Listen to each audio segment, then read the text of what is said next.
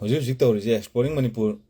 akoi Facebook page sida cookie rom site tagi reporting se tama tawre aduna jopio tamta fo athi fo minalun ngai le cookie kiti jo le mo a hi le tawdo adugi video du bauta report mem chabadagi adu ai video lo dum delete tawe atopa mana aina dumaka tawe dance tawdo adugi du bo report chabadagi Facebook na screen tawe aduga numit tare ni ma Facebook na thingbi dana man report chabade hai tare ne aduga live hunabagi video am thagalubudo Jai Sri Ram tawe live hunaba video am thagalubudo adugi video duma su report chabde dum kai Facebook adum lauthabigi adugumba lauthagiba report cha mayam ja ai Facebook report chare mayam report tawre mayam khatawbiu kholo na mayam da yamna sympathy khomba aduga michang khomba mayam hek tawe akogi hoju laibiriba Facebook da laibiriba mayam lairise hek akogi social media gi hoju account mayam phogolak account mayam suma hek tawbi report chare du tawre adu tawre ada tawre ne hek flash tawba adu flash tawgi kana basibu kari kana ge kaimta kana de aduga mana as thawai yam nungaite ngasi thawai yam nungaite thawai nungaite ji Facebook da haidradi thawai nungaita basi yatra bra kanom tawri hoju ki chana bida adu makha chatharak pada akoi hoju laiba ngai ba lantheng nari mayam sida lantheng nari ba thobo kaya amana video thagat chaba masam namaga masam ga reels oina video thagat chaba madu karisu kaide en khale thagat chajna on khale adugi video thagat padu adu natabida mogi video du viral chal haliba ba handak ki irang sina maram oiraga khangpau pawgolakpa Facebook ki page YouTube channel single adu juna adugumba video do download chabak oin tawtharani chabak oin tawthaba video se amu Tagalani, adugu mayam duna laibak pumba pungjau thilani, dhon yairani, pungjau thile adu tawre da tawre na tawrani, adugi mayam duna viral chalan bi bani, cheng haragadi. Atauba taubi laibangai ba dagi natragana chatliba koliba mayam duna ngaktang khak magi channel du da magi account du ta thagaluba video du ngaktang man thagat charuba du adugi effect du di akoi nauna phawgalakpa follower ka khangyam yam khalakpa paw paraga channel phawba migi masak ulaga channel phawba migi kaino manna moraga channel phawba mayam duna sa thagat pibudagi viral oime lali de han baiduna te huji nauna phawgalakpa channel aduga Facebook page mayam na sa thagat piraga viral ohenbiriba page singdo adugi maral ne sengbagi aduga amarom dana amuk wari amajuleri ningsingakpa wari ma thaina mamangai da British na Manipur gi konungda kangla da Aron bal lan ma chatharak pagi timing duda micham kaya akoi nungdang chatharak pa konung gi lan han khangna duda micham kaya ma soe micham kaya ma shire yum kai ma ma konung area da ta yum kai ma mai chak pa timing duda akoi gi akoi Manipur gi athobi konung ngai ba mayam duga British ngai ga wari sanaba negotiation tawbada yanaba puraktre adu yanaba puraktra ba mikup duda athoba amana Manipur gi athoba akoi konung ngakpada athauba mana miyam da si wahang oin thamjage tawbani athauba mana saheb aigi prajana yadre haiba stand lawraga aigi prajana yadre haiba pots dagi stand lawraga ko matam dugi kari chathagani while pathapta kari chathagani haiba duma chathabi gi haitare aigi prajana yadre adu athauba adugi wahai du yam nungsiba pung thogot wahai yam nungsiba wahai ni wahai du digi hauraga prajana yaningdrabadi yaningdre sangshin ba haiba adumaina handok pusu haigadabani video thagatpa heiradi video kakpasu heigadabani wahang hangba Heiradi Paokhum hana khanggadabani Paokhum duna maikai kaya da pigadoba chaifu safu chaitheng juju hana nainaba ma yamna maru oiri aduga video namba Heiradi amusu editing tawba heigadabani kakpa yaba happa yaba haiba macha khaina nainabiraga aduma nainabigadabani akoi hojik Facebook page YouTube channel mayam ngawbadagi phawroidaba cookie gi nupa nupi kayam phone biri masig matangda cookie na maitei gi page singbu credit pibam di thokpane phone bibaida makta cookie gi mi do maming puthok tana masak puthok tana swai da mu thon gani maming pan gani mai maming do mu social media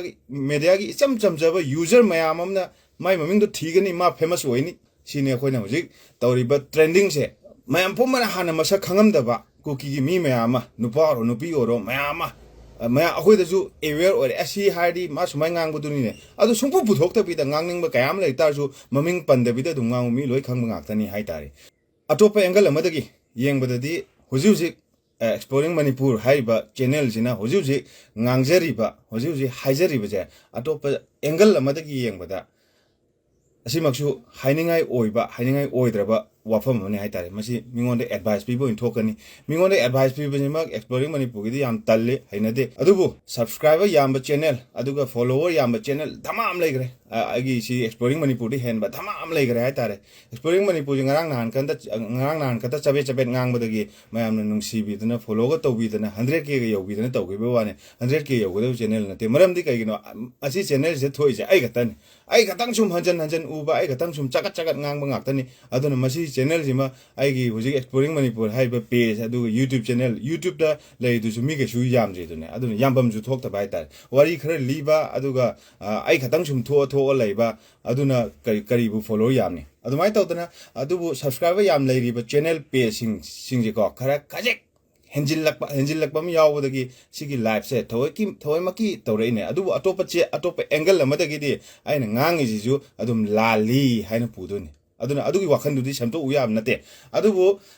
hariba channel yamba subscriber follower adagi like share yambado adu kalakba kasu phawru de viral oiba video thagalaga paw paraga 100k dim thomba ngaktane adubu exploring Manipur de adugumba adum masidi khara tongana ai khatang sum thoga adum chagat nganga laiba channel amadi oibani adubu Facebook page ma hangba adugu YouTube channel ma hangba adugi admin oiba aduga masana semba aims and objectives mayam do khara do ado semjin sajan wahi mayam haiba madumado chatchi yadraga atopada shawgi wakal thadokpa phai aduga amuksu hoji phawgi oina semjin sajan ba adigi semjin sajalaga adu ngangba adu ai koi exploring Manipur de tawde dong setting ni yam pamjaba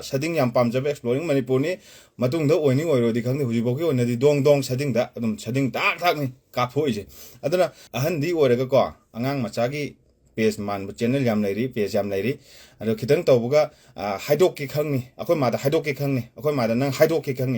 khangni haibagi mong man ba page aduga channel yam lairi ado achumba heiradi kari no achumba hairak to je gyanta de masa gi angle dagi mana tawrido mana thagalido chumminen khalin masa mana magi masagi perspective te yenga mana tawrido man thagali ji chumminen khalini adubu atopa praja gi angle dagi praja mayam micham praja social media gi user mayam gi angle dagi tawriba thagaliba video do lali haiba matam du dadi thagaluba video do prajana yadre haiduna asagi aina athobam panjagi do ai sahab aigi prajana yadre hairaga British ki laiba political agent officers mayam adu mayam do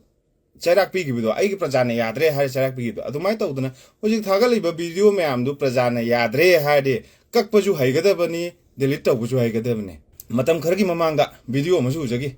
kogi koi balang gi video ma thagale kogi festival gumbam da chatpu gi video ma thagale mayam social media gi user mayam ji pining nganging ngangni kogi Facebook si user mayam ji nganging ngangni haining ba harakani sidaning mong da sidarakani tawgadabu makogi intensity ama yengba ma akoina yengbam darkar legi admin moi taragadi masigi intensity ji yenga matung sida haira ise kyam yam haira ik kamai tawe do kangbina matung da hujiki koi balang bagi video ma thagalakba user koi page amna thagalakba adumba video do